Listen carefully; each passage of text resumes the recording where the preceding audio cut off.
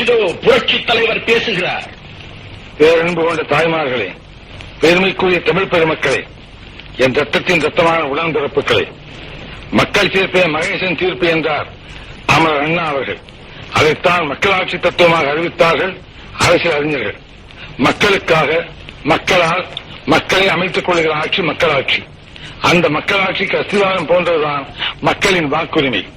அந்த வாக்குரிமையின் மீது எழுப்பப்படும் அற்புதமான மாளிகைதான் நல்ல அரசு. அந்த அரசு நடத்தும் ஆட்சிதான் மக்களாட்சி. அத்தகைய ஆட்சி நடத்தும் பொறுப்பில் அமர்கிறவர்கள் வல்லவர்களாக இருந்தால் மட்டும் போதாது, நல்லவர்களாகவும் இருக்க வேண்டும். நயம் மிக்கவர்களாக இருந்தால் மட்டும் போதாது, நாணயம் மிக்கவர்களாக இருக்க வேண்டும். நெஞ்சிலம் கொண்டவர்களாக இருந்தால் மட்டும் போதாது, அன்புள்ளம் கொண்டவர்களாகவும் இருக்க வேண்டும். மக்கள் மீது அதிகாரம் செலுத்துபவர்களாக மட்டும் அமையக்கூடாது, ஆதரவு காட்டுபவர்களாகவும் விளங்க வேண்டும். இப்படி மக்களின் பிரதிநிதிகளாக ஆட்சிக்கு வருபவர்கள், அரசில் இடம்பெறுபவர்கள் தூய்மையானவர்களாக, தொண்டுள்ளம் கொண்டவர்களாக, ஏழை எளிய மக்களின் தோழர்களாக, எடுத்தேன் கவிழ்த்தேன் என்று பேசாதவர்களாக, அரசியல் அதிகாரம் என்பது மக்களுக்கு சேவை செய்யும் வாய்ப்பே தவிர மக்களை ஆட்சிப்படைக்கும் உரிமையை தரும் சாதனமாக கருதாதவர்களாக, மக்களோடு மக்களாய், மக்களின் தொண்டர்களாய் வாழ்ந்து காட்ட வேண்டும் என்பதுதான் அமரர் பேரறிஞர் அண்ணா அவர்கள் நமக்கு அளித்த அரசியல் நெறியாகும். நல்லது செய்வார்கள் என்று நம்பி வாக்களிக்கின்ற மக்களுக்கு, குறிப்பாக ஏழை எளியவர்களுக்கு அரசு பொறுப்பில் அமர்ந்தவுடன் அதிகாரம் கண்ணை மறைக்க துரோக செயல் ஈடுபடுபவர்களை ஒரு நாள் இல்லையானாலும் மற்றொரு நாள் மக்கள் சமுதாயம் தண்டிக்காமல் விடாது என்ற உண்மையை உணர்ந்தால்தான் அரசால வருபவர்கள் உண்மையான மக்களின் பிரதிநிதிகளாக நடந்து கொள்வார்கள். அரசியல் கட்சி நடத்துவது ஆட்சியை பிடிக்கத்தான், ஆட்சியை பிடிப்பது அதிகாரம் செலுத்தத்தான் என்ற அரசியல் சித்தாந்தங்களை வெறுத்து ஒதுக்கியவர் அவர் அண்ணா அவர்கள். அண்ணா அவர்கள் ஆட்சியில் அமர்ந்ததும் ஏழை மக்களுக்கு ₹1 ஒருபடி அரிசி போட வேண்டும் என்றார்கள். ஆனால் அதிகாரிகள் சர்க்காரின் வரவு செலவு கணக்கை காட்டி ஆண்டுக்கு ₹8 கோடி துண்டுவிடும் என்று கூறினார்கள். ₹8 கோடி எப்படி தேடுவது என்று வழி கண்டுபிடிக்க வேண்டுமே தவிர ஏழைகளின் வயிற்றில் அடிக்காதீர்கள் என்று ஒருபடி அரிசி திட்டத்தை முதற்கட்டமாக நிறைவேற்றி வைக்க முனைந்தார்கள் அண்ணா அவர்கள். இதுபோன்ற திட்டங்களை நிறைவேற்ற ஆட்சியில் இருப்பவர்களுக்கு அறிவாற்றலோடு கஷ்டப்படுகிற மக்களிடத்திலே கருணை காட்ட உள்ளமும் வேண்டும். எப்படி அரசுக்கு பணம் திரட்டுவது என்று திட்டமிடுகிற பொழுது எப்படிப்பட்ட வெள்ளம் பணம் திரட்டுவது என்று திட்டமிடுவது முக்கியமாகும். திரட்டுகிற பணத்தை எந்தெந்த திட்டங்களுக்கு செலவு செய்வது என்று பட்டியல் போடும்போது எந்த பகுதி மக்களுக்காக திட்டம் போடுவது என்று சிந்திப்பதுதான் சமதர்ம பொருளாதார திட்டம் என்று ஒப்புக்கொள்ளப்பட்டிருக்கிறது. ஆனால் சில நேரங்களில் திட்டங்களை தீர்த்துகின்ற அரசினர், அந்த அரசை நடத்துவோர் தாங்கள் தீட்டுகிற திட்டங்களால் மக்களுக்கு என்ன பலன் என்று பார்ப்பதை விட தங்களுக்கு எவ்வளவு லாபம் என்று பார்த்து மக்களுடைய வரிப்பணத்தில் தாங்கள் எடுத்துக்கொண்டு போக மீதிதான் மக்களுக்கு என்று பங்கு போட்டுக் கொள்ளும் பாங்கு படைத்தவர்களாக மாறிவிட்டவர். இளைய சுற்றியோடு பரிசு திட்டம் படைத்த அமரர் அண்ணா இருந்த அந்த இடத்தில் இப்படிப்பட்டவர்களும் அமர்கின்ற நிலை ஏற்பட்டுவிட்டது என்று எண்ணி கண்ணீர் வடித்தேன். அந்த கண்ணீரில் தோன்றியதுதான் அனைத்து இந்திய அண்ணா திராவிட முன்னேற்றக் கழகம்.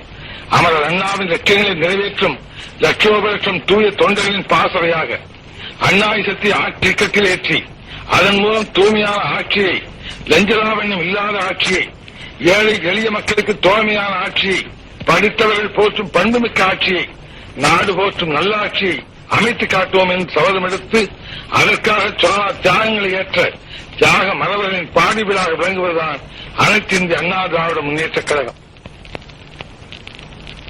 அனைத்து இந்திய அண்ணா திராவிட முன்னேற்றக் கழகம் அமைக்கும் அரசு சமுதாயத்திலே உயர்வு தாழ்வை ஒழிக்க பாடுபடும்.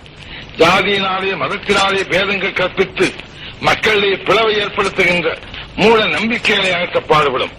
ஒன்றே குலம் ஒருவனே தேவன் என்ற சமய நெறியை கடைபிடிக்கும். சமுதாயத்தினாலும் பொருளாதாரத்தினாலும் தாழ்த்தப்பட்ட பிற்படுத்தப்பட்ட மக்களை சமுதாயத்திலும் பொருளாதாரத்திலும் கல்வியிலும் அரசியலிலும் உயர்த்த பாடுபடும்.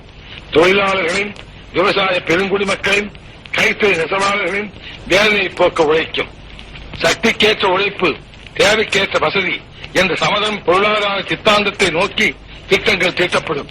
அமைப்புகளுக்கு உட்பட்ட தொழிலாளர்களின் நலம் பேணுவது மட்டுமின்றி அமைப்புகளே இல்லாமல் நாளெல்லாம் கஷ்டப்படும் கட்டிட தொழிலாளர்கள், கல்லுழைப்போர், மூட்டை சுமப்போர், கூலி வேலை செய்வோர், பார வண்டி இழுப்போர் போன்ற லட்சக்கணக்கான தொழிலாளர்களின் நல்வாழ்விற்கு சிறப்பான திட்டங்கள் தீர்க்கும்.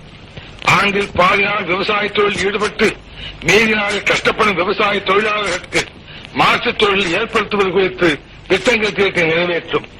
ஆண்டுதோறும் திட்டங்கள் தீட்டும் போது சமுதாயத்தில் பின்தங்கியவரின் நலன்களுக்கு முதல் இடம் தரப்படுவதைப் போல் நாட்டின் பின்தங்கிய கிராமப்புற திட்டங்களுக்கும் முதல் இடம் கொடுக்கப்படும். கிராமங்கள் என்ற பெயரை மாறி பெரிய நகரங்கள், சிறிய நகரங்கள் என்று குறிப்பிடும்படி நகரத்தில் உள்ள வசதிகள் கிராமங்களிலும் கிடைக்கும்படி செய்து கிராமங்களிலிருந்து மக்கள் நகரங்களுக்கு குடிபெயராத உணர்வை ஏற்படுத்தும். படித்தவர்கள் பல்வேறு தொழில்களிலும் ஈடுபடும் அளவில் திட்டங்கள் தீட்டும். திட்டமிட்ட பொருளாதார வளர்ச்சி அடைய தொழில் திட்டங்களை நிறைவேற்றும். கலைகள் வளர்க்கப்படும், கலைச்செல்வங்கள் பாதுகாக்கப்படும், கலைஞர்கள் பாராட்டப்படுவார்கள், பாதுகாக்கப்படுவார்கள். யாமறிந்த மொழிகளிலே தமிழ் மொழி போல் இனிதாவது எங்கும் காணோ. தேமது தமிழோசை உலகமெல்லாம் பரவும் வகை செய்தல் வேண்டும். எங்கு தேசிய மகாகவி சுப்பிரமணிய பாரதியார் பாடியதைப் போல தாய்மொழியாம் தமிழ் மொழியின் சிறப்பினை உலகமெல்லாம் பரப்பும். இந்தியாவின் ஒற்றுமையை வளர்த்து இறையாண்மை காக்க பாடுபடும். மக்கள் தொகையில் சரிபாரியான தாய்க்குலம் சமுதாயத்திலே பெற வேண்டிய இடத்தை பெறாதாலேயே நமது நாடும் அடைய வேண்டிய முன்னேற்றத்தை அடைய முடியவில்லை. பெண்கள் கல்வி, பெண்கள் உயர்வு, பெண்கள் உத்தியோகம் என்றெல்லாம் பேசுகிறோம்.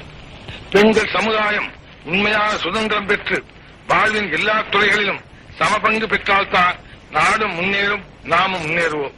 இதைத்தான் உத்தமர் காந்தியடிகள், தந்தை பெரியார் அவர்கள், மூதறிஞர் ராஜாஜி அவர்கள், அமர் அண்ணா அவர்கள் எடுத்துச் சொன்னார்கள். அவருடைய கனவை நிறைவாக்க அனைத்து இந்த அண்ணா திராவிட முன்னேற்ற கழக அரசு பாடுபடும். அத்தகைய அரசு அமையவும், அமைகின்ற அரசு தூய்மையான அரசாக அமையவும், மக்கள் தீர்ப்பே மகேசன் தீர்ப்பு என்ற நன்மையை தழைக்கவும் உங்களுடைய அன்பும் ஆதரவும் ஆசையும் கிடைக்க வேண்டும் என்று கைகூப்பி உங்களை வேண்டி கேட்டுக் கொள்கிறேன். நன்றி, வணக்கம். வாழ்க அண்ணா நாமம்.